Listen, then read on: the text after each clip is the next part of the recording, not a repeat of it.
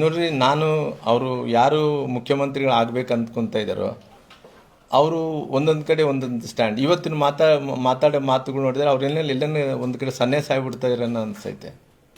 D K Shivakumar ಅವರು ಒಂದು ಕಡೆ ಹೇಳ್ತಾರ, ನನಗೆ ಹೈಕಮಾಂಡೇ ಫೈನಲ್, ಅವ್ರು ಹೇಳಿದಂಥ ಮಾತೇ ನಾನು ಫೈನಲ್ ಅಂತ ಹೇಳ್ತಾರ. ಒಂದು ಕಡೆ ಏನು ಹೇಳ್ತಾರೆ, ಇಲ್ಲ ನನಗೆ ಅವಾಗಿನ ಸಂದರ್ಭದಲ್ಲಿ ಅವಕಾಶ 2.5 ವರ್ಷಗಳ ನಂತರ ಅವಕಾಶ ಮಾಡಿಕೊಡ್ತೀವಿ ಅಂತ ಹೇಳಿದರು.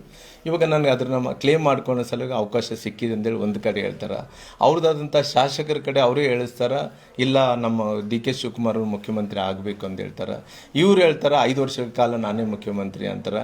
ಇದರಲ್ಲೇ ಸಮಯ ಕಳೆದುಬಿಟ್ರಲ್ರಿ. ಇವಾಗ 2.5 ವರ್ಷ ಮುಗಿದೋಯ್ತು, ಇನ್ನೂ 1.5 ವರ್ಷ ಆದ್ರಿಗೆ ನೀವು ಏನು ಎಲೆಕ್ಷನ್ ಮೂಡ್ಗೆ ಹೋಗ್ಬಿಡ್ತಾರೆ, ಏನು ಕೆಲಸಗಳು ನಡೆಯಲ್ಲ. ಇವ್ರಿಬ್ಬರು ಮಧ್ಯೆ ಮುಖ್ಯಮಂತ್ರಿಗಳು ಯಾರು ಆಗಬೇಕನ್ನೋದು 5 ವರ್ಷ ಕಳೆದ್ಬಿಟ್ರಲ್ಲ. ಎಲ್ಲೇ ಒಂದು ಕಡೆ ಡೆವಲಪ್ಮೆಂಟ್ ನೋಡ್ಸಿರಲ್ಲ, ಯಾವುದು ಡೆವಲಪ್ಮೆಂಟ್ ಇಲ್ಲ. ಆತ ಇವತ್ತು ಒಂದು ಮಾತು ಇವಾಗ ಹಿಂಗೆ ಮಾತಾಡ್ತಾನೆ, ಇವತ್ತಿನ ಪ್ರಕಾರ ನೋಡಿದ್ರೆ ಎಲ್ಲ ಒಂದು ಕಡೆ ಶಿವಕುಮಾರ್ ಏನನ್ನ ಸನ್ಯಾಸ ಆಗ್ಬಿಡ್ತಾನೇನಪ್ಪ ಅನ್ನೋಂಥ ಪರಿಸ್ಥಿತಿಗೆ ಕಾಣ್ತೈತೆ ನಮಗೆ. ನೋಡ್ರಿ, ನಾನು ಅವರು ಯಾರು ಮುಖ್ಯಮಂತ್ರಿಗಳು ಆಗ್ಬೇಕು ಅಂದ್ಕೊಂತ ಇದ್ದಾರೋ ಅವರು ಒಂದೊಂದು ಕಡೆ ಒಂದೊಂದು ಸ್ಟ್ಯಾಂಡ್. ಇವತ್ತಿನ ಮಾತಾಡೋ ಮಾತುಗಳು ನೋಡಿದ್ರೆ ಎಲ್ಲನೇ ಒಂದು ಕಡೆ ಸನ್ಯಾಸ ಆಗಿಬಿಡ್ತಾ ಇರೋಣ ಅನಿಸೈತೆ. ಡಿ ಕೆ ಶಿವಕುಮಾರ್ ಅವರು ಒಂದು ಕಡೆ ಹೇಳ್ತಾರ, ನನಗೆ ಹೈಕಮಾಂಡೇ ಫೈನಲ್, ಅವ್ರು ಹೇಳಿದಂಥ ಮಾತೇ ನಾನು ಫೈನಲ್ ಅಂತ ಹೇಳ್ತಾರೆ. ಒಂದು ಕಡೆ ಏನು ಹೇಳ್ತಾರೆ, ಇಲ್ಲ ನನಗೆ ಅವಾಗಿನ ಸಂದರ್ಭದಲ್ಲಿ ಅವಕಾಶ 2.5 ವರ್ಷಗಳ ನಂತರ ಅವಕಾಶ ಮಾಡಿಕೊಡ್ತೀವಿ ಅಂತ ಹೇಳಿದರು. ಇವಾಗ ನನಗೆ ಅದನ್ನು ಕ್ಲೇಮ್ ಮಾಡ್ಕೊಳ್ಳೋ ಸಲುವಾಗಿ ಅವಕಾಶ ಸಿಕ್ಕಿದೆ ಅಂತೇಳಿ ಒಂದು ಕಡೆ ಹೇಳ್ತಾರೆ.